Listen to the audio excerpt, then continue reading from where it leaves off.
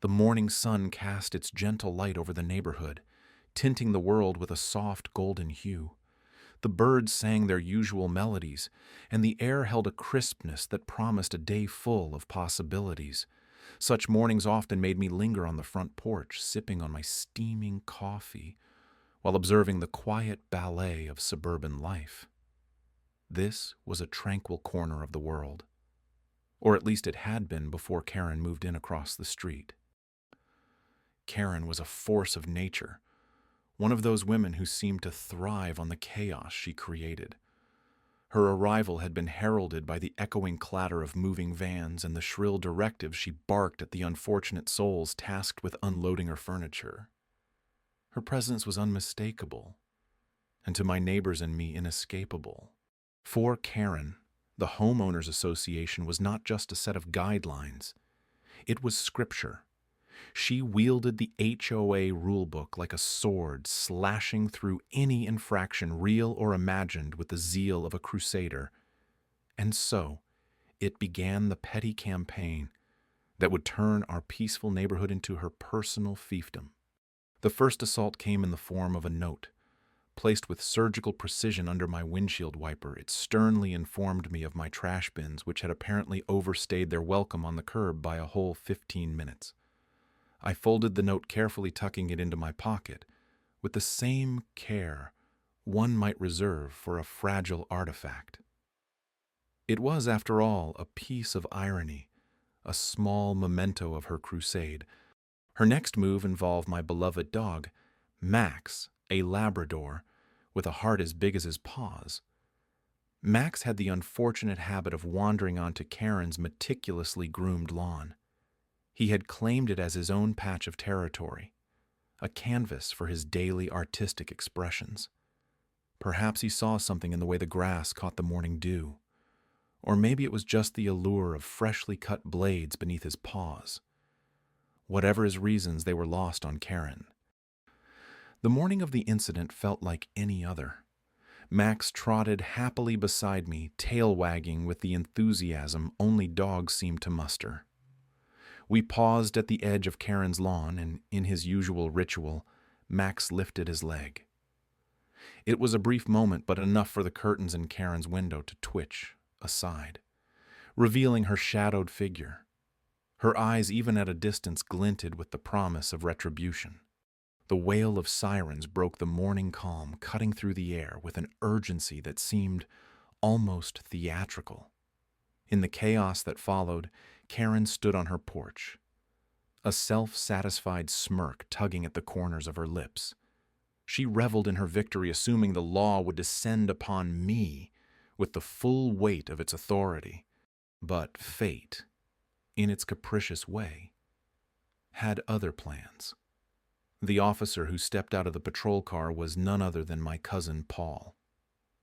Recognition flared in his eyes, tempered by the absurdity of the situation. I fought back a smile, acutely aware of Karen's piercing gaze from across the street. Paul's presence was a twist neither of us had anticipated, but life, as it often does, had its own sense of humor. In that moment, the absurdity of it all became glaringly clear. My cousin's presence was both a relief and a silent rebuke to Karen's overzealous machinations.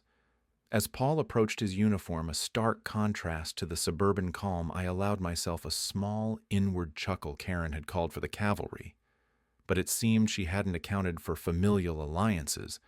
The day would continue, the world spinning on its axis as it always did. Yet beneath the veneer of normalcy, the skirmish lines were drawn. Karen's reign of rules and rigidity had met an unexpected adversary: reality's tendency to unravel the best-laid plans. And in the quiet aftermath, I found solace in the knowledge that this was only the beginning. The quiet aftermath of my cousin's unexpected intervention lingered in the air like the final notes of a familiar song. Karen had retreated into her house, her indignation sealed behind closed blinds. For a brief moment, peace settled over the neighborhood. But it was a fragile peace, like the thin layer of frost that covers the ground on the first cold morning of winter. Days passed. The leaves on the trees rustled with whispers, carrying tales woven by Karen's agitated imagination. The air carried an undercurrent of tension, as if it anticipated the storm to follow. It began with letters slipped under doors in the dim light of early morning, crisp white pages that spoke of newly proposed rules, rules that bent like branches under the weight of their own absurdity. No dogs on lawns, no children playing in the streets, no laughter past dusk as if joy had become an outlaw under Karen's reign. The neighborhood buzzed with disbelief. The papers felt like nettles in my hand, prickling with Karen's silent fury. She was like a conductor, orchestrating chaos with each stroke of her pen. Her influence seeped into the cracks of our community, like water freezing and expanding, threatening to break what once was whole. Citations followed. My mailbox filled with warnings about peeling paint and unkempt hedges, each envelope a reminder of her watchful gaze, a testament to her persistence. My mind wandered to the garden where the roses blushed under the autumn sun, oblivious to the tyranny being penned in her living room. Gossip became the neighborhood's lifeblood. Karen's voice echoed in hushed conversations at the market and resonated through the corridors of our community hall.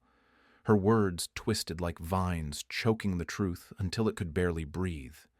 I watched as neighbors I had known for years began to question the reality around them, their trust eroding like sandcastles at high tide.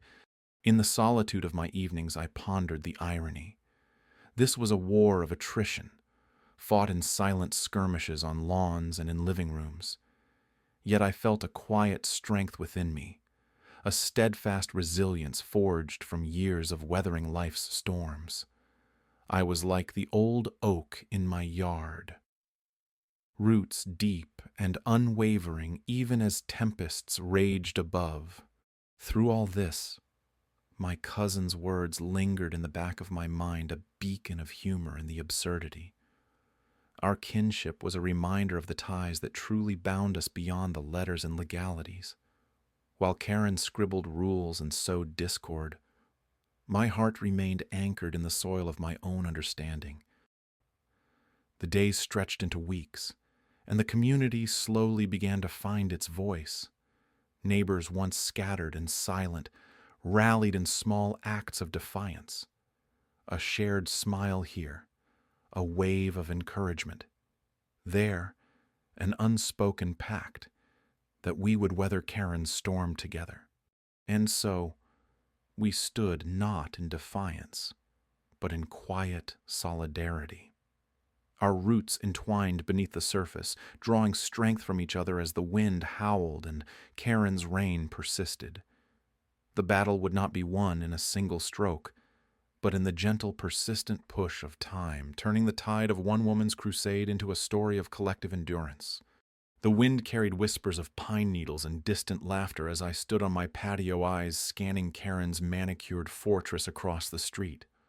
Her realm was a testament to her obsession with order, each blade of grass aligned like soldiers awaiting inspection. Beneath the surface, though chaos brewed, and I had become its unwilling architect. Last week's ordeal with the police had left a bitter taste. My cousin Officer Dan had arrived with an air of reluctant duty, his eyes apologetic as Karen spewed her grievances. With a nod, he had deftly steered the encounter toward absurdity and away from escalation. My cousin stood like a buffer between two worlds, Karen's world of rules and mine, of quiet rebellion. After that day, a peculiar calmness settled in me, a resolve like the eye of a brewing storm. I began documenting everything. Phone in hand, I captured the meticulous severity of her yard, the way her eyes followed my every step, calculating, measuring. Evidence, they say, is the key to irony. Evenings became my sanctuary. Under the cloak of dusk, I recorded each interaction with Karen, her voice a mixture of disdain and rehearsed civility. Her complaints about trivial matters, my garden gnome the color of my mailbox, were now data points. Each interaction a thread in a tapestry she unwittingly helped weave. I had no grand plan, only an anchor in truth that I meticulously preserved. Subtlety, I realized, was an art form. I had no intention of waging a war of attrition, but sought instead to dismantle her fortress with the precision of a watchmaker. Each document, each moment was a cog in her carefully constructed narrative, waiting to tick its way toward revelation. In the quiet hours, I found solace in the irony that bound us, Karen. The self-appointed enforcer was shackled to this neighborhood as much as I was.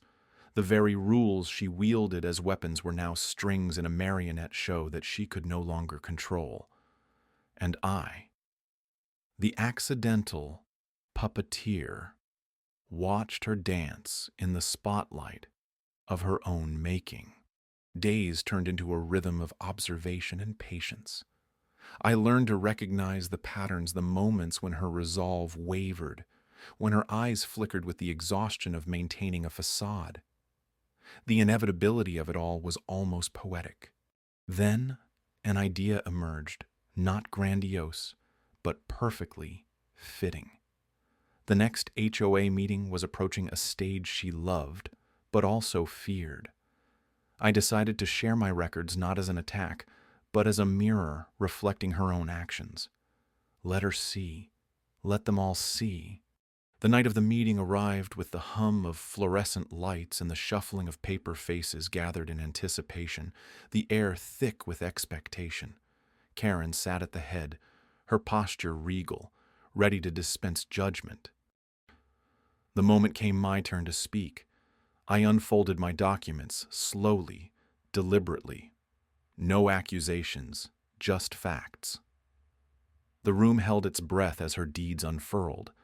Her gasp was almost imperceptible, a ripple in a pond of silence.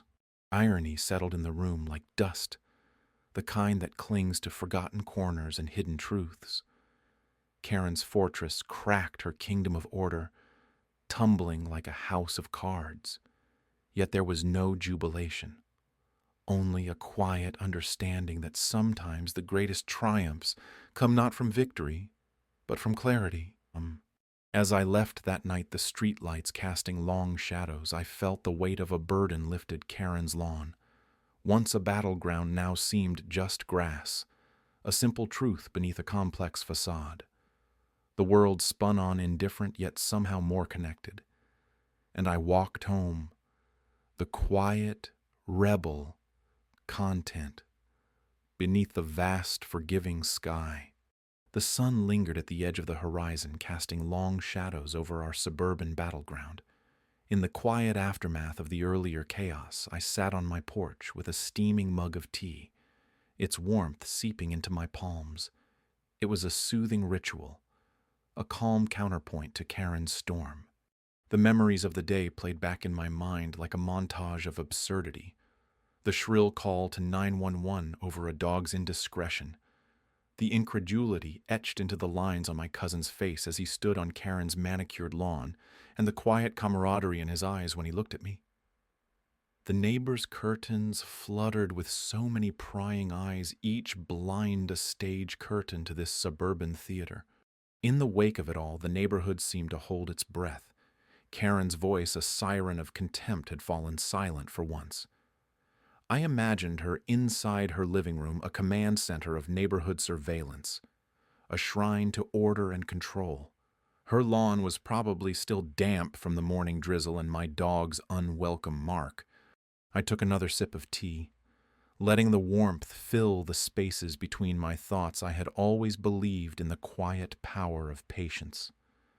Beneath the surface, calm plans were unfurling like a map to reclaim my peace. Karen's overreach had opened a door, and I intended to walk through it. The HOA bylaws, once a dusty nuisance, became my late-night reading. Illuminated by the soft glow of my desk lamp, I found the arrows in my quiver, violations, loopholes, technicalities, each one a potential leverage point.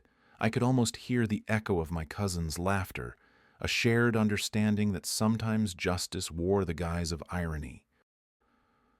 The next day, the sun rose on a neighborhood seemingly untouched by the previous day's drama. I moved through the routine of morning like clockwork. My dog, blissfully oblivious to the human machinations, chased a butterfly across the yard. Karen's house was a fortress of silence. I walked over to the tiny strip of grass where the whole saga had started. There was a certain poetry to this place now, a symbolism that only I seemed to appreciate. I thought of battles in history, fought over less. A grin tugged at the corners of my mouth. Here was my battlefield, and here was where I would find my victory. An envelope, neat and official, was delivered to Karen's mailbox that afternoon. I watched as she fetched it, her eyes narrowing suspiciously. Inside, she would find a politely worded notice of her own HOA violations, those long-ignored infractions that were easy to overlook when one was so busy policing others. Reality has a way of shifting with perspective. Today, the equilibrium was tilting.